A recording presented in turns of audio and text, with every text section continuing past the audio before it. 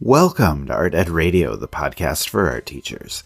This show is produced by The Art of Education, and I'm your host, Tim Bogatz.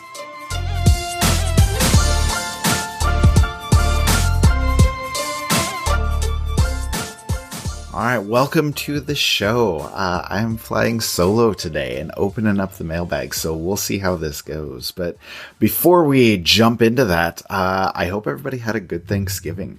You know, I had a great few days off, but I also discovered something that was kind of disturbing. Okay, maybe not disturbing. That's not the best word, but I found out that a pretty decent number of people don't go to school at all Thanksgiving week. And I was a little bit shocked and, to be honest, a little bit jealous. You know, for my whole career, we've always gone both the Monday and Tuesday before Thanksgiving. And for a long time, we even went Wednesday before Thanksgiving. And now I'm finding out that people get like 9 days off in a row, which seems a little excessive. But, you know, that's neither here nor there, I suppose. But if you had all of last week off, please don't take that for granted. I think that's what I'm trying to say. And if you worked a majority of the week last week, please know that you are not alone. But I hope everybody did enjoy their Thanksgiving, did enjoy their time off, and I'm feeling kind of refreshed before our next break. But anyway, with that time off, I decided to dig through some of my emails that I haven't gotten around to answering. You know, it's been a crazy few weeks at the Art of Ed, and I have not been able to get through everything. So I thought, let's do a mailbag episode.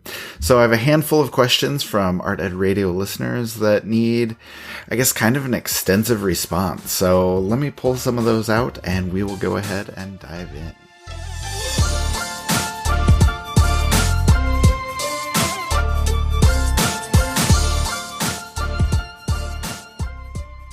The first question from Teresa in New Jersey says, what do you do about students who try to turn in another student's work as their own? Now, I've had this happen more than you might think, and looking for the right word here. I'm fascinated. I'm always fascinated by why kids might try to do this. Like if, you know, we're doing some kind of teacher directed work where everything's going to look pretty similar, or if I just sat at my desk and didn't see what was going on in class, then maybe, like, I can see where kids might think they're going to get away with that. But when I'm in my classroom, I'm trying to talk to kids every day. And obviously when I'm consistently moving around the room, consistently talking to kids, obviously I'm seeing work progressing. I'm seeing how it develops, how they go through that. And so how do they, you know, when kids try and turn in somebody else's work, like, how do they think they're going to pass that off as their own? I've seen it develop from day one. And like I said, I'm just fascinated as to why they would try that. You know, why they just show up with work out of nowhere. They haven't done anything for 4 days, but then they turn in something else as their own. And, you know, it always involves a little bit of a talk. I'm skeptical, and we usually discuss a few things. You know, I ask them questions, and, you know, the old saying, give them just enough rope to hang themselves with. You know, usually with just a little bit of discussion, you can figure out that, no, this isn't theirs. You can usually get them to admit to it, you know, after there's 3 or 4 questions that they can't quite answer about what's going on in the artwork. And generally, you know, I just go ahead and report that to my administration as plagiarism, because, you know, honestly, that's the closest academic equivalent. And I guess I would encourage that for everybody. Like, if kids are trying to pass off work as their own, I really do think that, you know, that is a form of plagiarism. And I think that your school should have, you know, guidelines on how to deal with that. So I would actually, take it up the ladder a little bit, talk to your administration and just tell them the situation, ask them how they would handle it, and just kind of use that guidance. And that's generally going to give you the best type of success. But that also brings me to another story that I guess is a little bit relevant. And that is the time that I had a kid trying to pass off other people's work as his own on Instagram. Like, he never tried to pull it in class, never tried to do it as a grade, but on his Instagram, he would take pictures of other people's artwork and then just post about how, oh, just finished this oil pastel work in class today, or how do you guys like my painting as it's coming along, and trying to just pick out the best work from the art room and pass it off on his own. And so I was talking to a colleague about this and, just asking for advice, asking how they would deal with that. And one of my kids actually overheard me and kind of joined in the discussion. And she was like, oh no, we'll take care of it. And so anyway, all of the other students, just started flooding this kid's Instagram with comments about how, we know you didn't do that, or this work actually belongs to this person. They'd probably be upset if you're posting it. And, that kind of overwhelming reaction to it really kind of shut things down pretty quickly. And, I don't know that I would encourage that. If something like that were happening, but it seemed to be really effective, the kind of peer pressure to kind of shut things down. So it was just kind of a related issue that made me think of that, but just something that I kind of wanted to share. All right, question number 2. This is from Jeff in Pennsylvania, and he asks, do you have a good suggestion for a TED Talk, either for me to watch personally or to show my class? All right. Lots of them, actually. I love TED Talks. Who doesn't love TED Talks? But there are a lot out there that I think are really good. I have kind of a surprising one, I think, that I want to share. But before I do that, I want to recommend an article by Jen Carlisle, a former writer for AOE. She has a great list on the AOE site. We'll link to it in the show notes here. It's the top 10 TED Talks every art teacher should watch. And it's got all sorts of things that are inspiring for teachers that are incorporating art history. And it's got the usual suspects when it comes to creativity and education, Phil Hansen, Elizabeth Gilbert, Sir Ken, and all of which are great and all of which I would recommend, particularly Sir Ken Robinson, because he came on the podcast a couple years ago and I am forever going to be a fan of his. But as far as my own selection, I'm going to go off the wall with this one. And I think my TED Talk recommendation, for you first to watch it and maybe for your class, is going to be by a guy named Roman Mars. And it's called Why City Flags May Be the Worst Design Thing You've Never Noticed. And I know it seems super weird to watch a talk on flag design or vexillology if you need your big word for the day. But this talk is surprisingly captivating, and it's funny, and it's smart. And Roman Mars is a podcast and radio host. He does the 99% Invisible podcast, which is amazing. But he has this great voice and kind of a flair for the dramatic.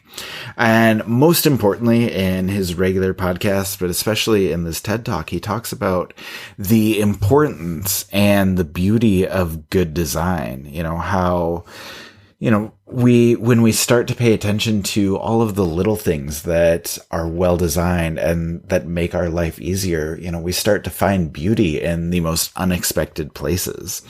And so he transitions that into talking about the rules for good design. And this is especially prevalent in his talk about flags, but I think they apply to all kinds of designs. And the 5 rules are as follows. Number 1, keep it simple. Number 2, use meaningful symbolism. Number 3, limit your color palette. Number 4, no lettering or seals or unnecessary designs. And number 5, be distinctive. And he shows how these apply to different flags, and how there are simple but elegant design flags that are incredible, like Chicago and Amsterdam, that are just things of beauty.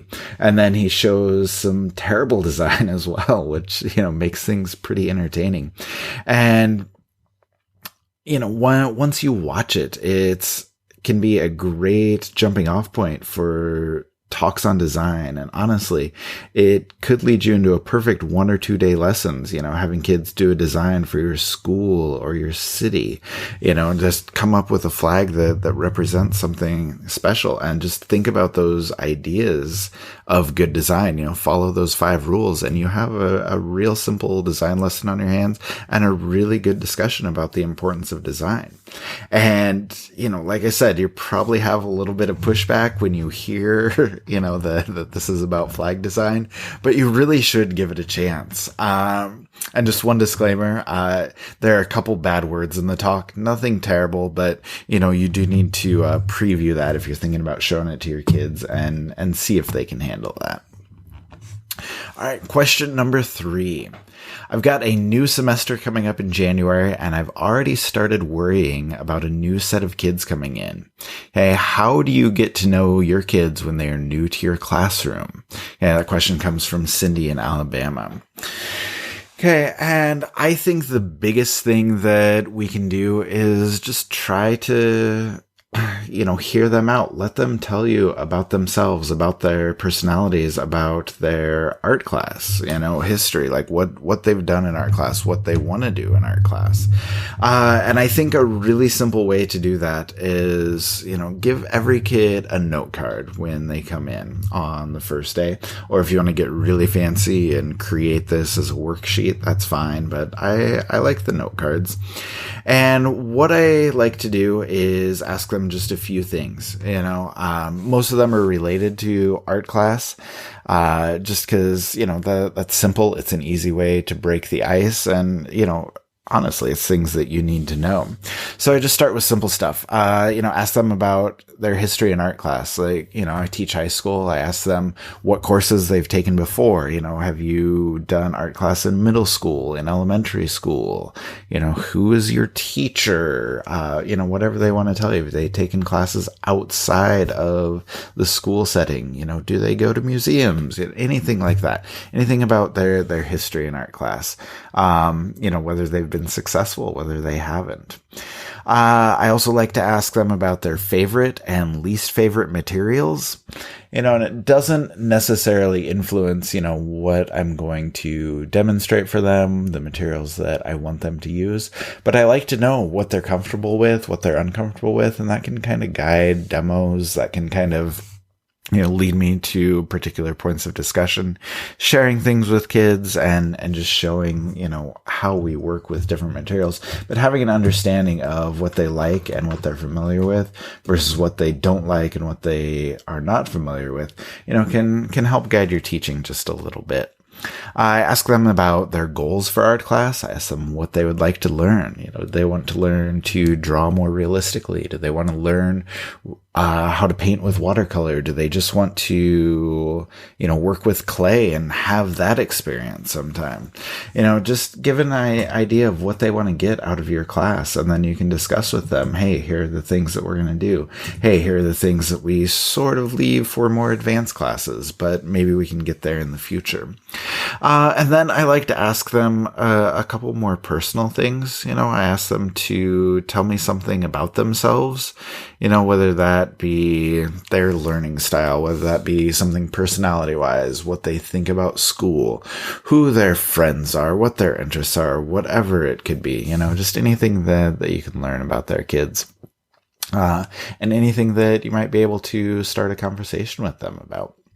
I also like to ask them for a recommendation, just have them write down for me a song that they think I should listen to, a song that they love, a book that I should read, something I should stream on Netflix, something to watch on YouTube, whatever the case may be, and that's a great conversation starter as well. We'll talk about these conversations in just a second here, but just, giving, a little bit of insight into what they like, what they enjoy doing, and can really prompt you into a lot of different discussions. And it also can influence art as well. If they're having a tough time coming up with creative ideas, coming up with things that, they want to create art about, you can go back to those ideas and say, oh, hey, what about, these things you told me about yourself? What about these recommendations you gave me? Can can those influence you? Can those inspire you in any way? And those can be really helpful. And then finally, I like to just have kids write down 1 or 2 or 3 questions for me. And that can be about myself. That can be about the class. That can be about anything, really. I just like to open the dialogue with kids. And if I see something that a lot of kids ask, I'll address it in front of the class. Otherwise, that's another piece that could be a good conversation starter. And so anyway, we'll collect all these cards with a little bit of writing. That took us between 5 and 10 minutes to get that all done. So it's not a huge investment of time, but you can really return back to those over and over. And, I've talked before about, trying to talk to every kid every day, and it's probably impossible, but we get close. But, these cards are a great conversation starter, like recommendation. Let's say you listen to that song that a kid recommended for you, and, just tell them what you think about it. Like, if it was great, you're like, oh, this is great. What else should I listen to by them? And if it's not, then, just go up to them in a fun way and say, man, that song was terrible. Do you listen to all kinds of terrible music like this? And, just make it joking, make it fun. But, it's a conversation starter to just kind of get to know them a little bit. And anything like that can work. If they tell you something about themselves, if they tell you about, their favorite art material, and you say, yeah, we are going to be doing colored pencils in a few weeks here. So just sit tight as we go through the rest of our drawing stuff. And then we'll jump into something you love. Or, I saw you're concerned about drawing with charcoal. Hey, not everybody loves that, but I've got some really cool techniques I want to show you that I think you're going to enjoy. And so just kind of take those tips and tricks from the card, take their interests and their passions and start to talk to them about that. And it's a great way for you to, I guess, springboard into deeper conversations and really get to know your kids. So again, it's just a 5 or 10 minute thing. Give them a note card, try and learn a little bit about them, and then use what they tell you to start those discussions and to talk to them more about, themselves and really get to know them. So I think that's probably the best way that I've found to try and get to know your new kids as they are coming into your classroom. All right. I've been talking a lot, so I think this might be our last one. But maybe not. We'll see. We'll see how quick this goes. Okay. Can you give me a couple ideas on how to make my kids more creative? And that's from Shannon in Oregon. And as I talk about finishing up quickly, I could honestly talk for hours about how to make kids more creative. I love talking about creativity because I think it's what we do best as art teachers. But I've already done that, and there's actually a learning pack in Art Ed Pro that shares a ton of my ideas. It's called Creativity Exercises for Every Level, and it includes a lot of simple projects that I use to develop creativity, ideas and resources about brainstorming, idea generation, how to push your kids beyond their first ideas. And it also has a lot of projects, a lot of downloads, basically just me sharing all of my best ideas on creativity. So if you're a pro member, make sure you go check that out. If you're not a pro member, go sign up, tell your admin to pay for it, all of the usual disclaimers I give you in the ads here. And there's actually an article on AOE still telling you about how to do that, so go check that out. But until you are a member, there are 2 really good articles that Amber Kane has written recently that I think are going to be worth your time. The first is about kids uncovering their creative process, which I think is really cool because a lot of times we don't reflect on, what your ideal creative practice looks like. And I think that's a really good discussion to get into with your kids, having them reflect on all different parts of their process. And she actually gives you a download with 10 questions to explore about, what time of the day do you have the most energy? When do you feel the most creative? How do you prefer to work? How do you capture, record your ideas? What kind of music do you listen to?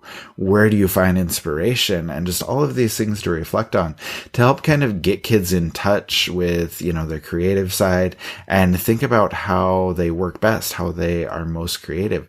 And then most importantly, once they're paying attention to their process, you can help them connect that to their artwork. Amber gives the example of kids trying to work in their sketchbook at the time when they feel most creative.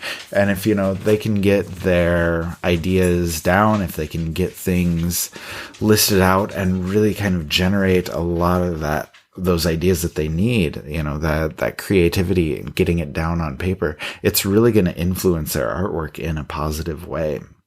And so that's worth checking out. The second article that I really like from her is called, "Are You Giving Your Students Too Many Choices?" And I think that's a good article because it's actually about constraints. And, it emphasizes the importance of constraints because sometimes we are giving kids too many choices. And when our kids and when we ourselves have too many choices, it's really easy to get overwhelmed. And, I think about that a lot. And there's a quote in the article that I think is really kind of sums up my thinking on that. And it's from Patricia Stokes. She's the author of Creativity from Constraints, The Psychology of Breakthrough. And she says this: "Paradoxically, when people are given free rein to solve a problem, they tend to be wholly uncreative, focusing on what's worked best in the past." Okay. Such freedom can hinder solving the creativity problem, but the strategic use of constraints can promote solving the creativity problem. Okay. And here's the important part. By using constraints, reliable responses are precluded and novel, surprising ones are encouraged. Okay. And I think that's the biggest thing about creativity that I notice. If you give kids free rein to do whatever they want, a lot of times you end up with those trite subjects, those cliche things that we've seen, that we've all seen enough of to last a lifetime. But if you give your kids some challenges, give them constraints, it really does alter their thinking and it really does force them to be more creative. So that would be my best advice. Just give kids some open-ended projects that don't have a specific outcome, but they do have some roadblocks that make your kids think a little bit differently. All right. I think that is going to be it. I think it is time for us to wrap things up. And I feel like I'm giving you some homework here and some extra reading that you need to do with, Amber's articles and maybe going to watch some TED Talks and checking out a pro learning pack and all of that kind of stuff. But I only have like 20 minutes here and there's so much more that I need to say. But whether you are interested in creativity or design or classroom management or anything that we talked about, the important point here is that there are resources out there for you. There are things that can help you dive into these ideas a little bit deeper. So I'll encourage you to do that. If there's anything that I talked about today that kind of piques your interest, that you kind of want to learn more about, we'll make sure that we link to all of those things in the show notes, and take some time this week to check it out, because no matter where your interests lie, those resources are out there for you. And if you have the inclination at all to research and reflect and think about the things that interest you, okay, that's going to make you a better teacher in the long run.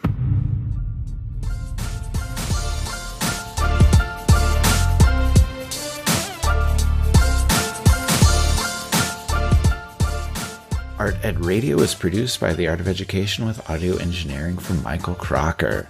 All right, thank you for listening this week. I hope you guys had an awesome vacation, and I hope this mailbag was worthwhile for you.